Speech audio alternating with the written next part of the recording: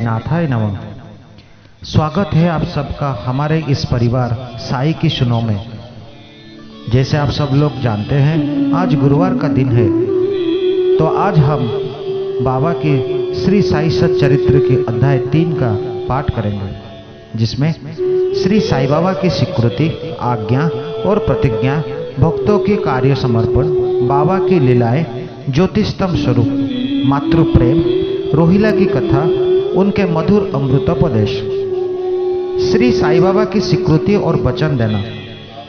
जैसा कि गत अध्याय में वर्णन किया जा चुका है, बाबा ने सच्चरित्र लिखने की अनुमति देते हुए कहा कि सच्चरित्र लिखने के लिए मेरी पूर्ण अनुमति है। तुम अपना मन स्थिर कर मेरे वचनों में श्रद्धा रखो और निर्भय होकर कर्तव्य पालन करते रहो। यदि मेरी लीलाएं लिखी गई तो अविद्या का नाश होगा तथा ध्यान और भक्ति पूर्वक श्रवण करने से दैहिक बुद्धि नष्ट होकर भक्ति और प्रेम की तीव्र लहर प्रवाहित होगी, और जो इन लीलाओं की अधिक गहराई तक खोज करेगा उसे ज्ञान रूपी अमूल्य रत्न की प्राप्ति हो जाएगी। इन वचनों को सुनकर हेमंत पंत की अति हर्ष हुआ और वो निर्भय हो गए। उन्हें दृढ़ विश्वास हो गया कि अब कार्य अवश्य ही सफल होगा।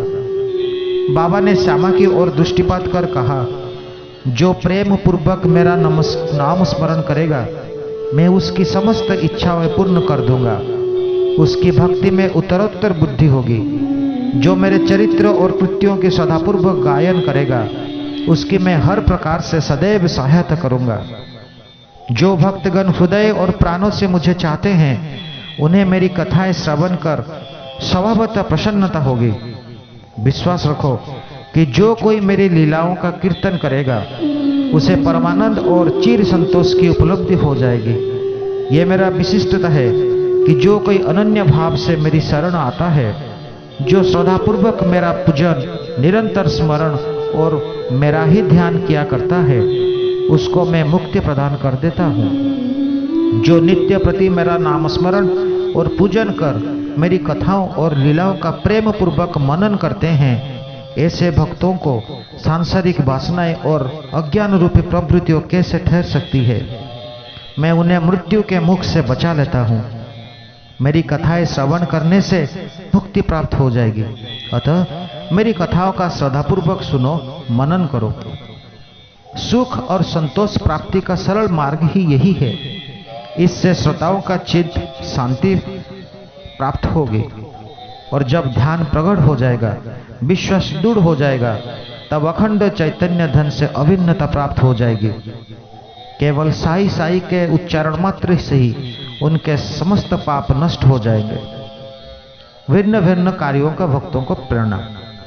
भगवान अपने किसी भक्तों को मंदिर, मठ, किसी को नदी के तीर पर घाट बनवाने, किसी को तीर्थ पर्यटन करने और किसी को भगवत कीर्तन करने एवं भिन्न भिन्न कार्य करने को प्रेरणा देते हैं, परंतु उन्होंने मुझे साई सच्चरित्र लिखने की प्रेरणा दी। किसी भी विद्या का पूर्ण ज्ञान ना होने के कारण मैं इस कार्य के लिए सर्वथा अयोग्य था। अतः मुझे इस दुष्कर कार्य का दुस्साहस क्यों करना चाहिए। श्री साई महाराज की यथार्थ जीवनी का वर्णन करने की समर्थ कैसे है। उनकी कृपा मात्र से ही कार्य संपूर्ण होना संभव है। इसलिए जब मैंने लिखन प्रारंभ किया तो बाबा ने मेरा अहंग नष्ट कर दिया और उन्होंने स्वयं अपना चरित्र रचा। अतः इस चरित्र का श्रेय उन्हीं को ही, मुझे नहीं। जन्मत ब्राह्मण होते हुए भी मैं दिव्य चक्षु विहीन था। अतः साई सच्चरित्र लिखने में सर्वथा अयोग्य था, परंतु श्री हरि कृपा से क्या संभव नहीं है। मुख भी बाचल हो जाता है और पंगु भी गिरवर चढ़ जाता है। अपनी इच्छा अनुसार कार्य पूर्ण करने की युक्ति वही जाने। हारमोनियम और बंसी का यह आवाज कहाँ है कि ध्वनि कैसे प्रसारित हो रही है, इसका ज्ञान तो वादक को ही है। चंद्रकांत मणि की उत्पत्ति और ज्वार भाट का रहस्य मणि अथवा उद्धति नहीं, वरन शशि कलाओं के घटते बढ़ते में ही निहित है। बाबा का चरित्र ज्योतिषतम स्वरूप। समुद्र में अनेक स्थानों पर ज्योतिष स्तंभ इसलिए बनाए जाते हैं जिससे नाविक चट्टानों और दुर्घटनाओं से बच जाए और जहाज को कोई हानि ना पहुंचे। इस भवसागर में श्री साईं बाबा का चरित्र ठीक उपयुक्त भर्ती है, उपयोगी है। यह अमृत से भी अति मधुर और सांसारिक पथ को सुगम बनाने वाले हैं। जब वो कानों के द्वारा हृदय में प्रवेश करता है तब दैहिक बुद्धि नष्ट हो जाती है और हृदय में एकत्रित करने से समस्त कुसुकाओं लुप्त हो जाती है। अहंकार का विनाश हो जाता है तथा बौद्धिक आवरण लुप्त होकर ज्ञान प्रकट हो जाता है। बाबा की विशुद्ध कीर्ति का वर्णन निष्ठापूर्वक श्रवण करने से भक्तों के पाप नष्ट होंगे। अतः यह मोक्ष प्राप्ति का भी सरल साधन है। सत्य युग में सम तथा दम, त्रेता में त्याग, द्वापर में पूजन और कलयुग में भगवत कीर्तन ही मोक्ष का साधन है। यह अंतिम साधन चारों वर्णों के लोगों के साध्य भी है।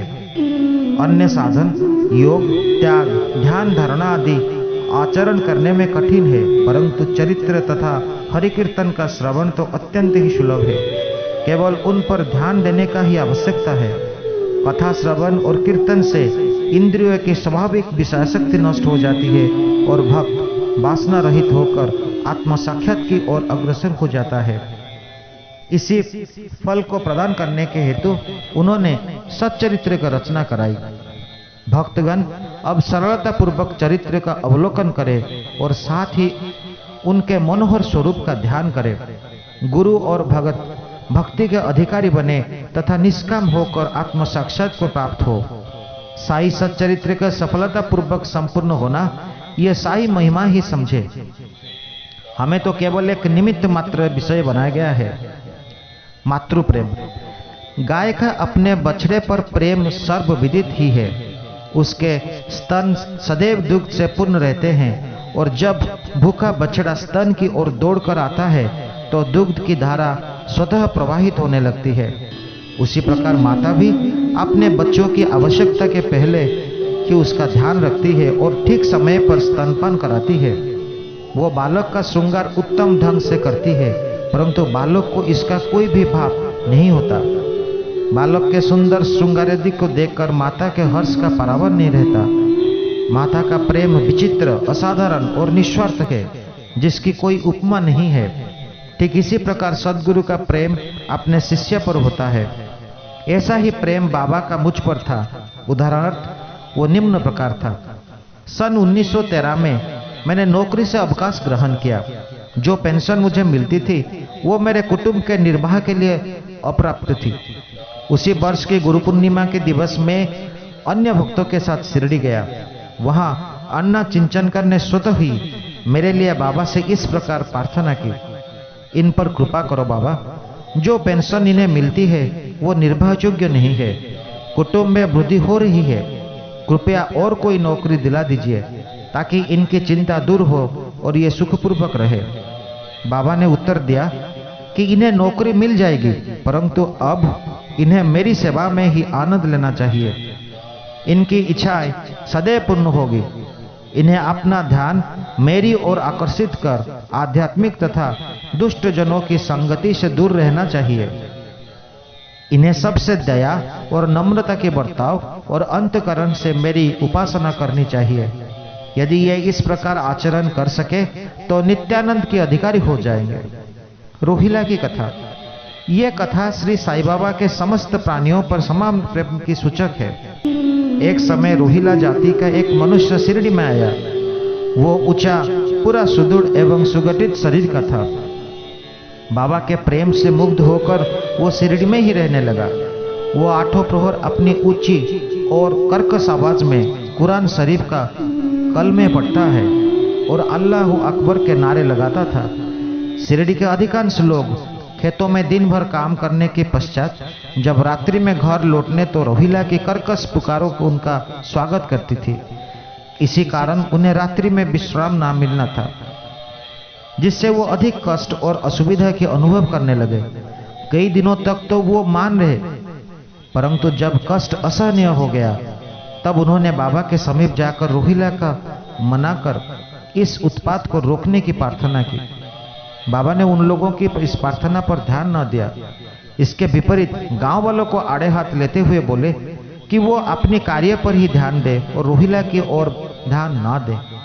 बाबा ने उनसे कहा कि रोहिला की पत्नी बुरे स्वभाव की है और वो रोहिला की तथा मुझे अधिक कष्ट पहुंचाती है, परंतु वो उसके कलमों के समक्ष उपस्थित होने का साहस करने में असमर्थ है और इसी कारण वो शांति और सुख में है। यथार्थ में रोहिला की कोई पत्नी न थी। बाबा का संकेत केवल कुविचारों की ओर था। अन्य विषयों की अपेक्षा बाबा प्रार्थना और इस आराधना के महत्व देते थे। अतः उन्होंने रोहिला के पक्ष का समर्थन कर ग्रामवासियों को शांतिपूर्वक थोड़े समय तक उत्पात सहन करने का परामर्श दिया। बाबा के मधुर अमृतोपदेश। एक दिन दोपहर की आरती के पश्चात भक्तगण अपने घरों के लौट रहे थे, तब बाबा ने निम्नलिखित अति सुंदर उपदेश दिया। तुम चाहे कहां भी रहो, जो इच्छा हो सो करो, परंतु ये सदैव स्मरण रखो कि जो कुछ तुम करते हो वो सब मुझे ज्ञात है। मैं ही समस्त प्राणियों का प्रभु और घट घट में व्याप्त हूँ। मेरे ही उदर्श में समस्त जड़ और चेतना प्राणी समाये हुए हैं। मैं ही समस्त ब्रह्मांड का निर्णयकर्ता और संचालक हूँ।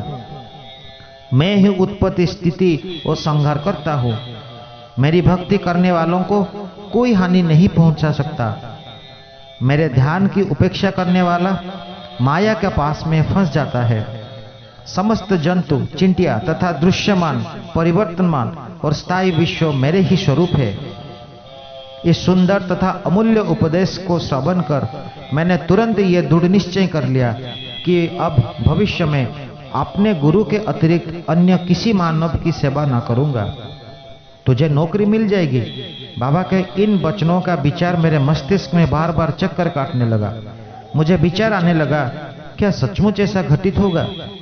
भविष्य की घटनाओं से स्पष्ट है कि बाबा के वचन सत्य निकले और मुझे अल्पकाल के लिए नौकरी मिल गई। इसके पश्चात मैं स्वतंत्र होकर एक चित्त से जीवन पर्यंत बाबा की ही सेवा करता रहा।